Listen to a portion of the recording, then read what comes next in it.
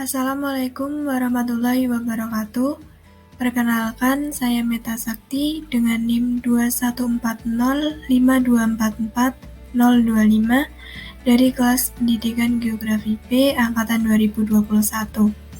Pada kesempatan kali ini, saya akan membahas mengenai konsistensi tanah guna memenuhi tugas responsi praktikum geografi tanah dan konservasi lahan.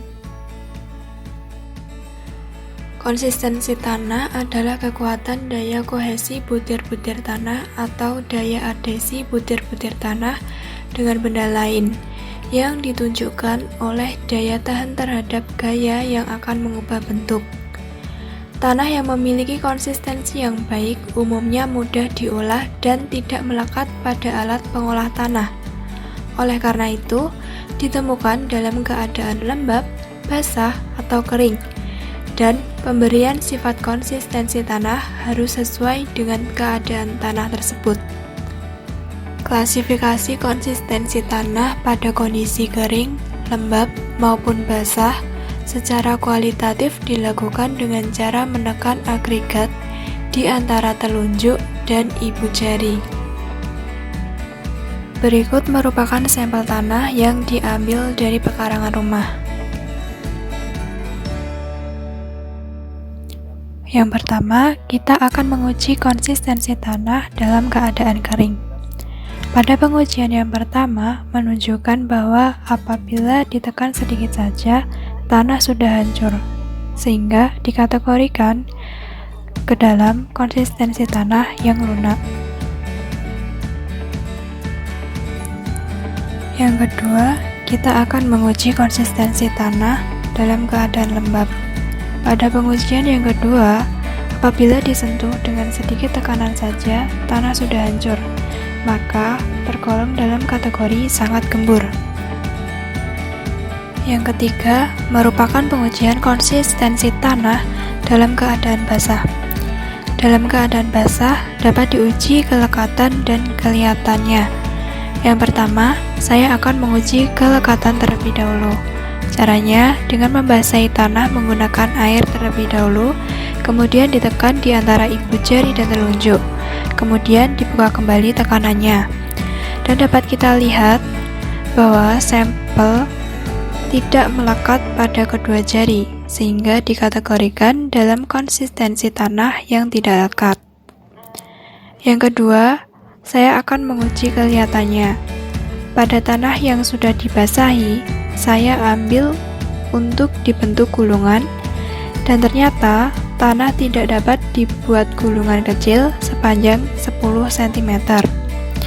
Hal ini dapat dikategorikan sebagai tanah yang tidak liat. Istilah konsistensi tanah menunjukkan pada tarik-menarik antar jarak tanah dalam suatu massa tanah, atau menunjuk pada ketahanannya terhadap pemisahan atau perubahan bentuk. Menurut Purwowidodo tahun 1991, konsistensi tanah dipengaruhi oleh kadar air tanah, bahan penyemen agregat tanah, bentuk dan ukuran agregat tanah, serta tingkat agregasi. Menurut Gliessman tahun 2000, makin tinggi tingkat konsistensi tanah, maka pengolahan pada tanah tersebut akan makin sulit. Pada pengujian konsistensi tanah kering, apabila ditekan sedikit saja, tanah sudah hancur, maka masuk ke dalam kategori lunak. Tanah dalam kategori ini memiliki kohesi lemah dan rapuh. Konsistensi tanah memiliki hubungan dengan tekstur tanah. Berdasarkan konsistensi yang diperoleh, dapat diketahui bahwa tanah yang diuji memiliki tekstur yang dominan berpasir, sehingga menyebabkan daya ikat tanah terhadap air dan organik kecil. Tanah dengan tekstur dominan pasir mudah melepas unsur-unsur hara yang dibutuhkan oleh tanaman. Tanah berpasir cenderung berdampak baik bagi akar tanaman karena dalam keadaan tanaman yang demikian, pertumbuhan akar tanaman akan berkembang dengan baik. Hal tersebut karena akar mudah untuk melakukan penetrasi ke dalam tanah. Selain itu, drainase dan aerasinya juga cukup baik. Menurut Dharma Wijaya tahun 1997, konsistensi tanah mempunyai hubungan dengan tekstur tanah. Tanah pasir biasanya tak lekat, tak liat, dan lepas. Sebaliknya, tanah lempung berat memiliki konsistensi sangat liat, sangat teguh, dan keras. Pada pengujian sampel tanah lembab, tanah masuk ke dalam kategori sangat gembur, karena apabila ditekan sedikit saja, tanah sudah hancur.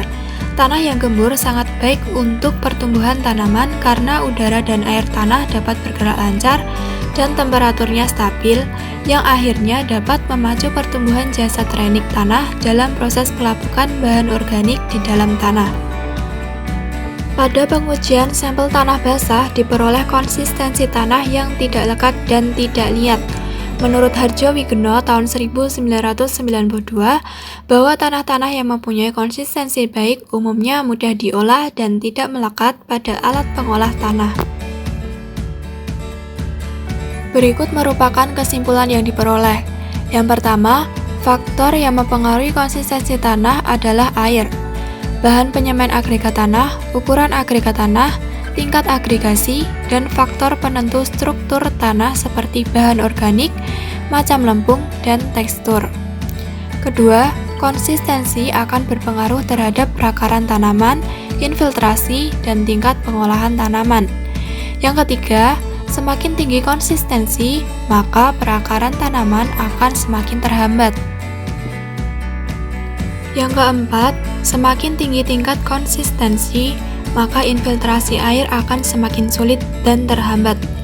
Yang kelima, semakin tinggi tingkat konsistensi, maka semakin sulit pengolahan tanah yang dilakukan. Sekian pemaparan mengenai konsistensi tanah yang dapat saya sampaikan.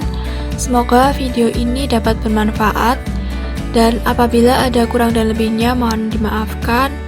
Terima kasih. Wassalamualaikum warahmatullahi wabarakatuh.